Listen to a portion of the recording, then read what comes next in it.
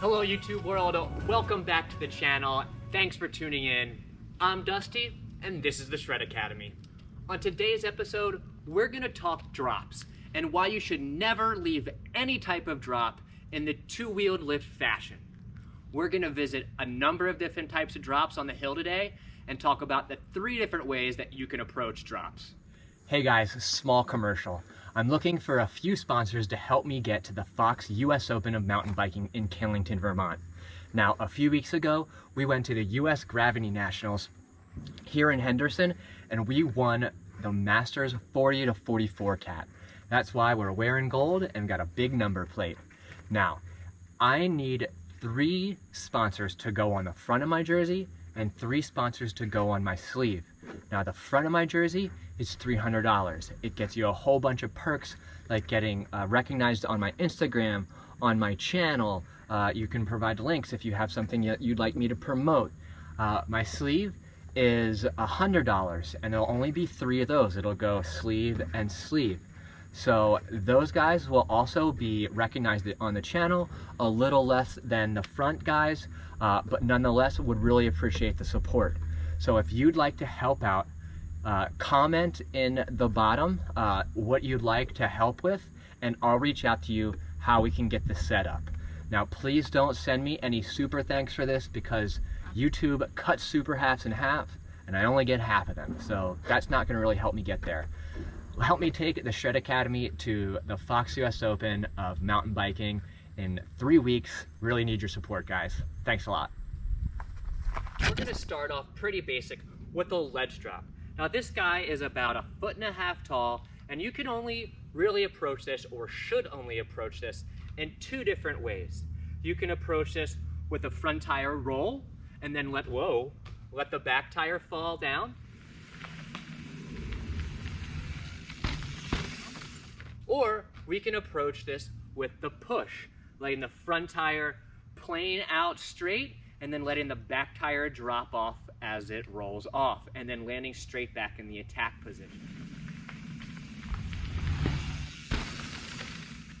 Now, the reason that we don't want to come in and lift the bike up all at once is that we're creating double the distance that we have to go.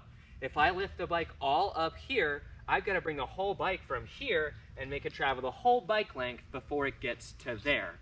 Now, that's going to lend you with the risk of maybe catching your rear tire before it clears the lip, and that is going to send you OTB, and that's not fun. So let's take a look at how not to do it.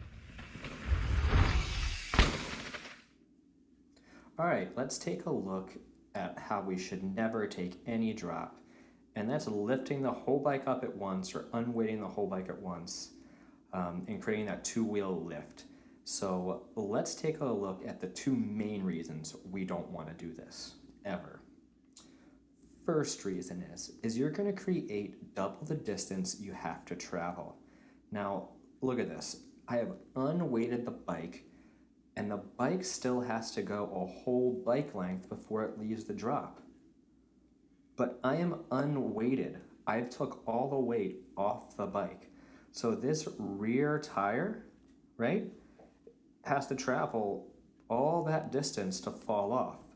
Now, if there were some, say, roots here or rocks, and this was a natural drop, if I took all the weight off and this bike was trying to, where did those go? There. And this bike was trying to roll over them, it would get hung up and I'd go over the bars.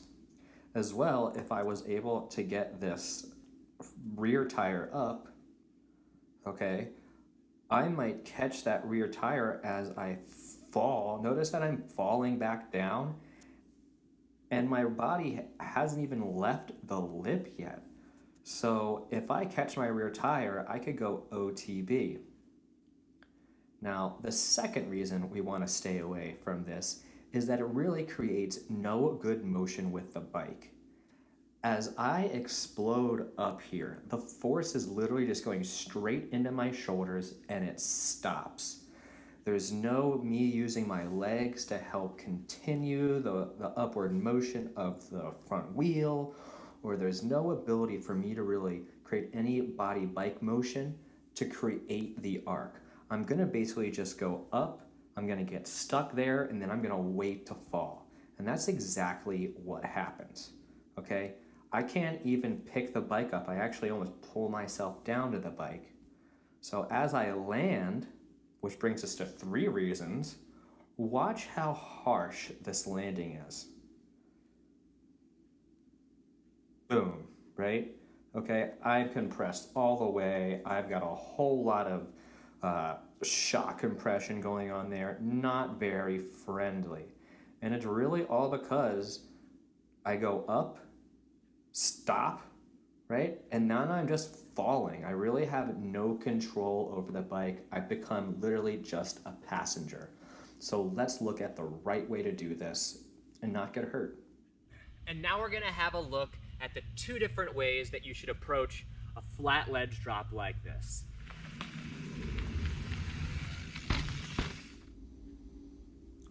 First, we'll look at a pretty cautious way to take a drop. Maybe you're just checking out the trail for the first time. And that's that front tire roll. That's when we bring our chest over the front of the bar, let that wheel fall off the drop, and then we push through the drop. And just let that back wheel fall. It's the simplest way to take a drop, rock roll, what have you, and to make sure that front wheel doesn't get hung up. Make sure that right here, as you're going through, you're trying to push that front wheel through whatever may be there. If it's nice and smooth, really no need to push. You can just hang on and plop off the other end. And then we're on to the next feature. Like I just said, this is a completely perfect way to go check out a new trail and to make sure that you're not getting into anything that you may regret. Most drops that you can't roll will have a sign that says mandatory drop.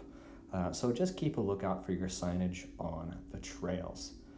Again, bloop, bloop. Lastly, you do want to make sure that you don't take a drop, that you're going to catch your bottom bracket. This is about the max I could go. So I didn't scrape here, but I did scrape when I was about 2 feet over to the right, more in the center. So just look out before you roll. Always look before you leap. All right, let's go on to how you do this at a little bit of trail speed.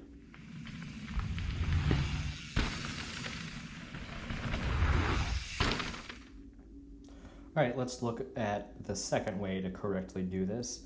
Now, you can do this with very little speed, and it's the shove. I'm just pushing the bike out in front of me, and then I'm landing back in my attack position. It's really that simple. So let's back it up here, and we'll take a quick look, because we already have a video for this, so you can go check it out. But I approach, I do a slight body preload up front, and then I just push the bike out in front of me.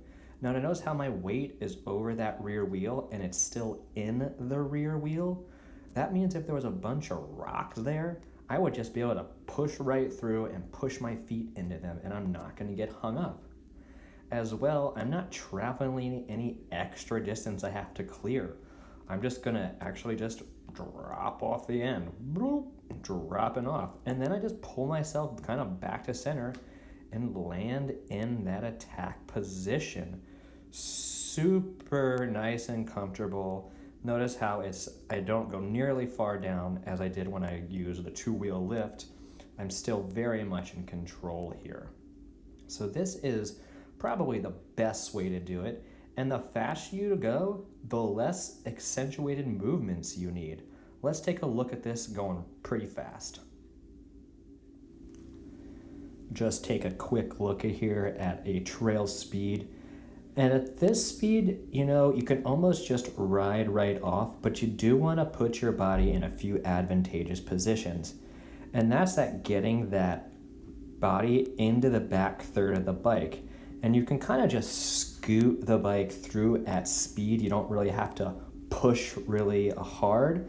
But notice that I'm still in that back seat. I've unweighted the front tire, but I've made sure that my rear tire stays weighted. I've got that weight in my rear tire no matter how fast I'm going.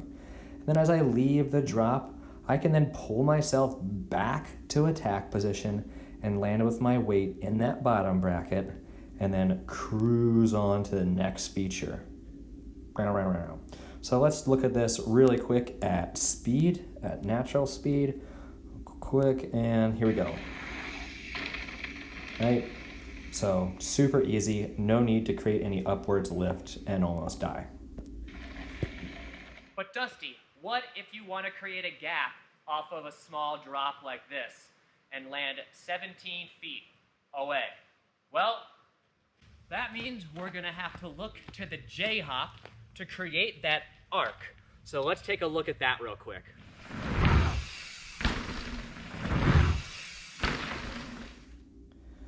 Okay, say we want to create a gap and go from here all the way down to here, and we want to skip all this rough stuff here.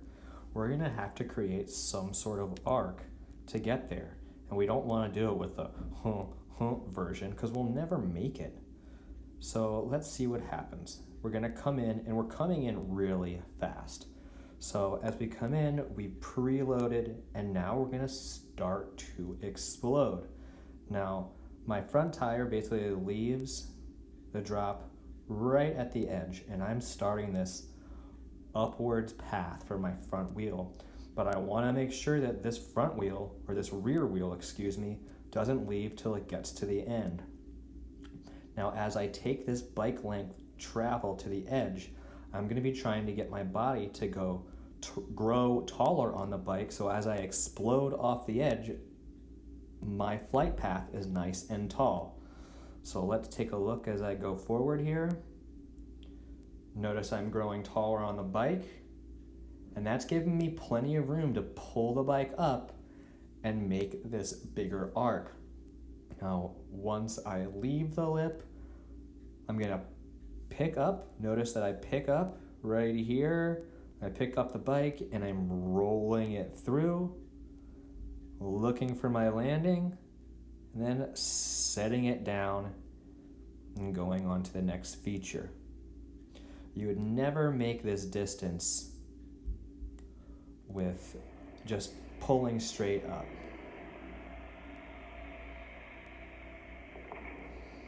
The J-hop, it's the only way to fly. Which brings us to drop number 2. Now, number 2 is special because not only is it in a tighter trail situation, but it's actually start of a turn, and there's a drop right after it.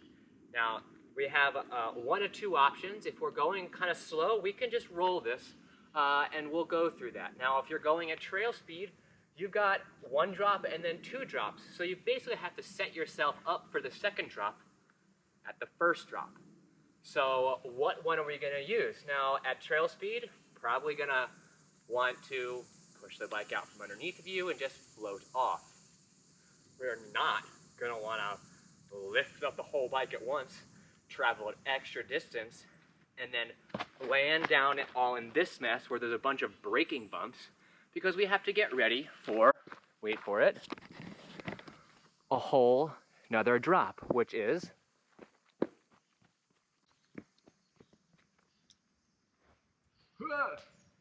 down here, which is another foot drop. You can roll it or push it.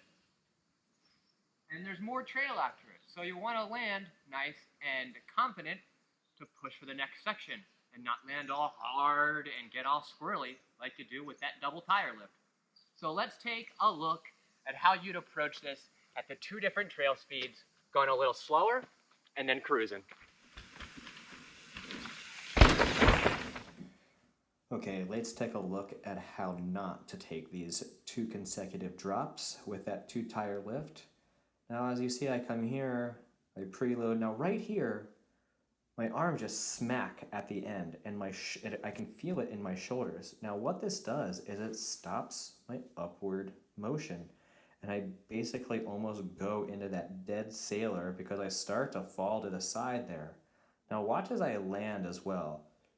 super hard. Notice that my head is far over my bars. Look how compressed and how in the front I am.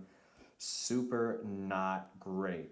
And now if you look at how that translates into the next video, as I come through, you'll see me come up, land, again, super harsh.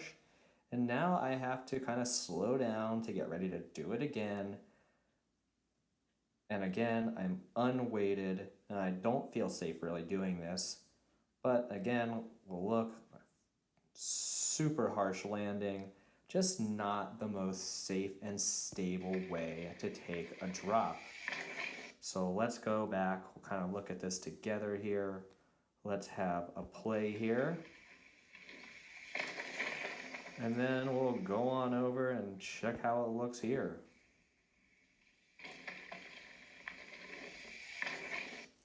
Not the way I'd want to do it. Let's take a look at the right way. Now again, if you're just checking a trail out for the first time or kind of stepping up to a harder trail, it's perfectly fine just to go and roll the drop. Same thing with the last drop. Setting that front wheel down and then pushing it through as we leave. I stay in great bike control and I can move on to the next drop here with confidence. So we go drop, drop, come around, head up, always looking down trail.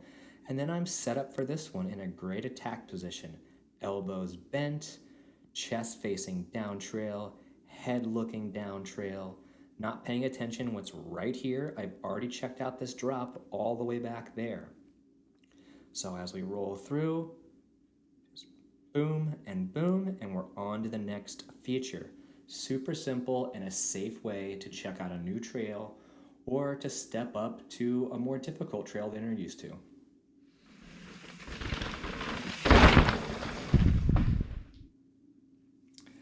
Now it's your second lap and you want to take some trail speed. So we come around this corner, we don't brake, and we just let the bike fly off the drop, but make sure we get our weight into that rear seat, go through the same form as the push or shove, and we cruise on through. And we get set up for that next drop just fine. We land super easy, come in, around, we're still attacking the trail, and then we just same thing off that second one, pushing the bike through, not letting that front wheel fall as soon as it leaves the drop. Notice that my body weight is still in the rear of that bike. Okay, so that means I've taken the weight off that front wheel so we can keep going straight down the trail. Super easy, and it's the same motions as the push, just having to do less effort because you're at trail speed.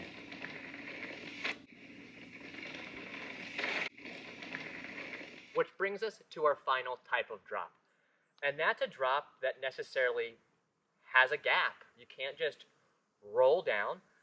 You have to create some sort of arc, or you have to have the right speed and the right form to not get hurt.